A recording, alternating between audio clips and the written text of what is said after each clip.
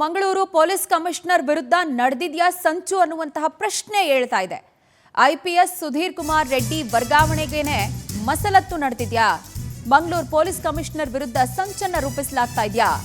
Commissioner ಹೆಸರಿಗೆ ಕಳಂಕ ಹಚ್ಚುವ ಮಾಫಿಯಾಗಳು ಇಂಥದ್ದೊಂದು ಕೈವಾಡವನ್ನ ಮಾಡ್ತಿದ್ದಾರೆ ಅನ್ನುವ ಶಂಕೆ ಇದೆ. ಈಗ ಆಲ್ರೆಡಿ ಸೋಷಿಯಲ್ ಮೀಡಿಯಾದಲ್ಲಿ ಸುಧೀರ್ ಕುಮಾರ್ ರೆಡ್ಡಿ ಪರ ಕ್ಯಾಂಪೇನ್ ಆರಂಭ ಆಗಿದೆ. ಸಾರ್ವಜನಿಕರಿಂದ #ವಿ ವಾಂಟ್ ಸುಧೀರ್ ರೆಡ್ಡಿ ಅಂತ ಹೇಳಿ ಟ್ವೀಟ್ ಮೂಲಕ ಒಂದು ಕ್ಯಾಂಪೇನ್ ಅನ್ನು ಆರಂಭ ಮಾಡಿದ್ದಾರೆ. ಕೋಮು ದ್ವೇಷ ಗಲಾಟೆಗೆ ಹೆಸರಾಗಿದ್ದಂತ ಮಂಗಳೂರು ಇವಾಗ ಶಾಂತವಾಗಿದೆ. ಇದಕ್ಕೆ ಕಾರಣ ಐಪಿಎಸ್ ಸುಧೀರ್ ಕುಮಾರ್ ರೆಡ್ಡಿ ಅಂತ ಹೇಳಿ ಕ್ಯಾಂಪೇನ್ ಮಾಡಲಾಗ್ತಾ ಇದೆ. ಬಟ್ ಇಷ್ಟೆಲ್ಲ ಶಾಂತಿ ಸುವ್ಯವಸ್ಥೆಯನ್ನ ತಂದಿರೋರ್ನೇ ಇಲ್ಲಿಂದ ಎತ್ತಂಗಡಿ ಮಾಡಬೇಕು ಅಂತ ವ್ಯವಸ್ಥಿತ ಷಡ್ಯಂತ್ರ ನಡೆದಿದೆಯಾ ಅನ್ನುವ ಪ್ರಶ್ನೆ. ಬಂದ 6 ತಿಂಗಳಲ್ಲಿ ಮಟ್ಕ ಡ್ರಗ್ಸು ದ್ವೇಷದ ಪೋಸ್ಟ್ಗಳಿಗೆಲ್ಲ ಬ್ರೇಕ್ ಬಿದ್ದಿದೆ. ಬಟ್ ಅವ್ರ ವಿರುದ್ಧ ಡಿಜಿಗೆ ದೂರನ್ನ ಕೊಟ್ಟಿದ್ರು DCRE SP ಕಾಶಿ ಮತ್ತೆ ಪೊಲೀಸರ ಕುಟುಂಬಸ್ಥರು. ಆದರೆ ದೂರು ನೀಡಿದ ರೀತಿಯಲ್ಲಿ ಸುಧೀರ್ ಕುಮಾರ್ ರೆಡ್ಡಿ ಇಲ್ಲ ಅನ್ನುವಂಥ ವಾದ ಸಾರ್ವಜನಿಕ ವಲಯದಿಂದಾನೇ ವ್ಯಕ್ತ ಆಗ್ತಾ ಇದೆ.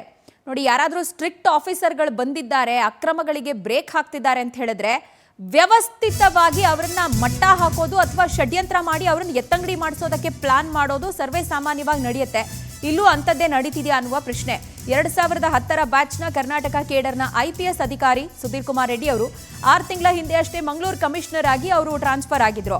ಬಂದ ದಿನದಿಂದಾನೇ ಖಡಕ್ ಆಗಿ ಕಾರ್ಯನಿರ್ವಹಿಸಿದ್ದಾರೆ. ಕಟ್ಟುನಿಟ್ಟಿನ ಆದೇಶಗಳನ್ನು ತಂದು ಅದನ್ನು ಜಾರಿಗೊಳಿಸುವಲ್ಲಿ ಸುಧೀರ್ ಕುಮಾರ್ ರೆಡ್ಡಿ ಅಧಿಕಾರವನ್ನು ಯಶಸ್ವಿಯಾಗಿ ನಿರ್ವಹಿಸಿದ್ದಾರೆ.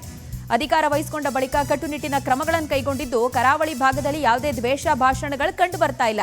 ಪದೇ ಪದೇ ರಿಪೋರ್ಟ್ ಆಗ್ತಿದ್ದ ನ್ಯೂಸ್ಗಳೆಲ್ಲ ಈಗ ಕಮ್ಮಿ ಆಗಿದೆ. ಕೋಮು ಗಲಭೆ ಕಾಮನ್ ಆಗಿದ್ದಂಥ ನೈತಿಕ ಪೊಲೀಸ್ಗಿರಿಗೆಲ್ಲ ಬ್ರೇಕ್ ಹಾಕುವಲ್ಲಿ ಅವರು ಸಫಲರಾಗಿದ್ದಾರೆ.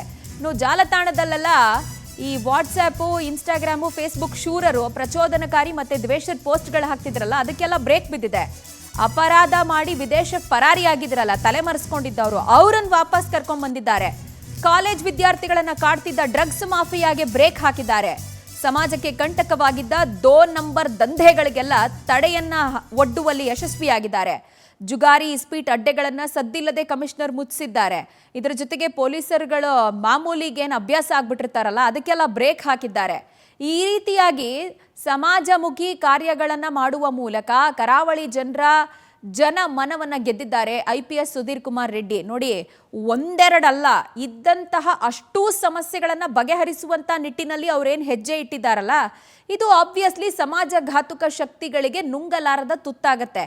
ಗಂಟ್ಲಿಗೆ ಬಂದು ಸಿಕ್ಕಾಕೊಂಡ್ಬಿಟ್ಟಿದೆಯಲ್ಲ ನಮಗೆ ಅಂತ ಹೇಳಿ ಇಂಥ ಅಧಿಕಾರಿಯನ್ನ ನಾವು ವರ್ಗಾವಣೆ ಮಾಡಿಸ್ಬಿಡ್ಬೇಕು, ಇಲ್ಲಾಂದ್ರೆ ನಮ್ಗೆ ಉಳುಗಾಲ ಇಲ್ಲ ಅಂತ ಹೇಳಿ ಷಡ್ಯಂತ್ರವನ್ನು ರೂಪಿಸಿದ್ದಾರೆ ಅನ್ನೋದು ಅಲ್ಲಿನ ಸಾರ್ವಜನಿಕರ ಅಭಿಪ್ರಾಯ ಆಗ್ತಾ ಇದೆ. ಸೋಷಿಯಲ್ ಮೀಡಿಯಾದಲ್ಲಿ ಒಂದು ಭಾರಿ ಕ್ಯಾಂಪೇನೇ ನಡೀತಾ ಇದೆ. ಪ್ರತಿಯೊಂದು ಮನೆಯವರು ಕೂಡ ನೆಮ್ಮದಿಯಲ್ಲಿದ್ದಾರೆ. ಅನೈತಿಕ ಚಟುವಟಿಕೆ ಅಂದರೂ ಕೂಡ ಅವರ ಮನೆಯವರು ಕೂಡ ಟೆನ್ಷನಲ್ಲಿರ್ತಾರೆ. ನಾಳೆ ಎಂತಾರೆ ಸಮಸ್ಯೆ ಆಗ್ತದೆ, ಮಕ್ಕಳು ಯಾವಾಗ ಅರೆಸ್ಟ್ ಆಗ್ತಾರೆ, ಇದೆಲ್ಲ ಬೇಕೆಂಬ ಟೆನ್ಷನಲ್ಲಿರ್ತಾರೆ. ಈಗ ಅದಕ್ಕೆಲ್ಲ ಅವಕಾಶವೇ ಇಲ್ಲ. ಈಗ ಎಲ್ಲರೂ ಮನೆಯವರು ನೆಮ್ಮದಿಯಿಂದ ಇದ್ದಾರೆ.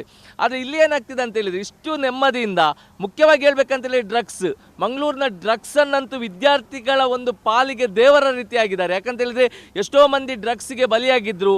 ಆ ಕೇವಲ ಡ್ರಗ್ಸಿಗೆ ಬಲಿಯಾದವರನ್ನು ಅರೆಸ್ಟ್ ಮಾಡುವುದು ಅಷ್ಟೇ ಅಲ್ಲದೆ ಡ್ರಗ್ ಸೇಲ್ ಮಾಡಿದವರನ್ನು ಅರೆಸ್ಟ್ ಮಾಡಿ ಯಾರನ್ನು ತಗೊಂಡಿದ್ದಾರೆ ಆ ವಿದ್ಯಾರ್ಥಿಗಳು ಅವರಿಗೊಂದು ಒಳ್ಳೆ ರೀತಿಯಲ್ಲಿ ಮಾರ್ಗದರ್ಶನ ಕೊಟ್ಟು ಅವರಿಗೊಂದು ವೈದ್ಯಕೀಯ ಮಂಗಳೂರಿನ ಕಮಿಷನರ್ ಪೊಲೀಸ್ ಸುಧೀರ್ ಕುಮಾರ್ ರೆಡ್ಡಿ ಯಾರಿದ್ದಾರೆ, ಇವರು ಇಲ್ಲಿ ಅಧಿಕಾರಕ್ಕೆ ಬಂದ ನಂತರ, ಇಲ್ಲಿ ಪೊಲೀಸ್ ಕಮಿಷನರ್ ಆಗಿ ನೇಮಕ ಆದ ನಂತರ ಮಂಗಳೂರಿನ ಏನು 2 ನಂಬರ್ ದಂಧೆ ಮತ್ತು ಇಲ್ಲಿನ ಸ್ಕಿಲ್ ಗೇಮ್, ಜುಗಾರಿ ಅಡ್ಡಿ, ಇಸ್ಪೀಟ್ ಕ್ಲಬ್ ಎಲ್ಲವನ್ನು ಸಂಪೂರ್ಣವಾಗಿ ಸ್ತಬ್ಧ ಮಾಡಿದ್ದಾರೆ ಮತ್ತು ಬಂದ್ ಮಾಡಿದ್ದಾರೆ.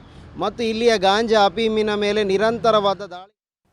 ಡೀಟೇಲ್ಸ್ ಕೊಡ್ತಾರೆ ನಮ್ಮ ಪ್ರತಿನಿಧಿ, ಮಂಗಳೂರು ಪ್ರತಿನಿಧಿ ಗಿರಿಧರ್ ಶೆಟ್ಟಿ ದೂರವಾಣಿ ಸಂಪರ್ಕದಲ್ಲಿದ್ದಾರೆ. ಗಿರಿಧರ್, ಈಗ ಡೇ 1 ಇಂದ ಸ್ಟ್ರಿಕ್ಟ್ ಆಕ್ಷನ್ಸ್ ತಗೊಂಡಿದ್ದಾರೆ ಅಂತ ಹೇಳಿ ಸಾರ್ವಜನಿಕ ವಲಯದಿಂದ ಅಭಿಪ್ರಾಯ ವ್ಯಕ್ತ ಆಗ್ತಾ ಇದೆ. ಬಟ್ ಇಲಾಖೆಯಿಂದಾನೇ ಕೆಲವರು ಅವ್ರ ವಿರುದ್ಧ ಕಂಪ್ಲೇಂಟ್ ಮಾಡಿದ್ದು.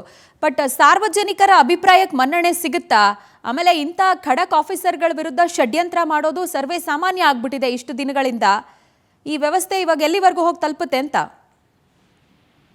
ಪ್ರಜ್ವಲ, ಈಗ ಪ್ರಮುಖವಾಗಿ ಕೇಳಿ ಬರ್ತಾ ಇರುವಂತದ್ದು ಇಲಾಖೆಯ ಒಳಗಡೆಯೇ ಒಂದು ಕತ್ತಿ ಮಸೆಯುವ ಯತ್ನ ಆಗ್ತಾ ಇದೆಯಾ ಅನ್ನೋದು. ಯಾಕಂದ್ರೆ ಮೊನ್ನೆ ಅಷ್ಟೇ ಒಂದು 4 ದಿನಗಳ ಹಿಂದೆ ಬೆಂಗಳೂರಿನ DCRE ಅಂದ್ರೆ ಜಾರಿ ನಿರ್ದೇಶನಾಲಯದ SP SS ಕಾಶಿ ಎಂಬವರು ಬೆಂಗಳೂರಿನಲ್ಲಿ ಡಿಜಿಪಿ ಸಲೀಂ ಅವರಿಗೆ ಒಂದು ದೂರು ನೀಡಿದ್ದಾರೆ. ಆ ದೂರಿನ ಪ್ರತಿಯನ್ನು ಮಾಧ್ಯಮಕ್ಕೆ ಲೀಕ್ ಮಾಡಿದ್ದಾರೆ. ಅದರಲ್ಲಿ ಪ್ರಮುಖವಾಗಿ ನಾನು ಮಂಗಳೂರು ಕಮಿಷನರ್ ಅವರ ಕರ್ಮಕಾಂಡವನ್ನು ಬಯಲು ಮಾಡ್ತೀನಿ ಅನ್ನೋ ಒಂದು ಮಾತನ್ನು ಅದರಲ್ಲಿ ಉಲ್ಲೇಖ ಮಾಡಿದ್ದಾರೆ. ಆದ್ರೆ ಅವರು ಯಾವುದೇ ಕಾರಣಕ್ಕೂ ಮಂಗಳೂರಿನ ಕಮಿಷನರ್ ಅವರ ಯಾವುದೇ ನಂಟು ಇಲ್ಲ, ಅವರ ಕೈ ಕೆಳಗೆ ಕೆಲಸ ಮಾಡ್ತಾ ಇಲ್ಲ ಸದ್ಯಕ್ಕೆ. 2 ವರ್ಷಗಳ ಹಿಂದೆ ಅವರು CID ಯಲ್ಲಿದ್ದಾಗ ಯಾವುದೋ ಕಾರಣಕ್ಕೆ ಅವರಿಗೂ ಮತ್ತೆ ಇವರಿಗೂ ವೈಮನಸ್ಸು ಆಗಿತ್ತು. ಆ ಕಾರಣದಿಂದಾಗಿ ಈಗ ನಿವೃತ್ತಿ ಅಂಚಿನಲ್ಲಿರುವ ಕಾಶಿ ಅವರು ಈ ದೂರು ನೀಡಿರುತ್ತಾರೆ ಅನ್ನೋದು ಮೇಲ್ನೋಟಕ್ಕೆ ಬರ್ತಾ ಇರುವಂತದ್ದು.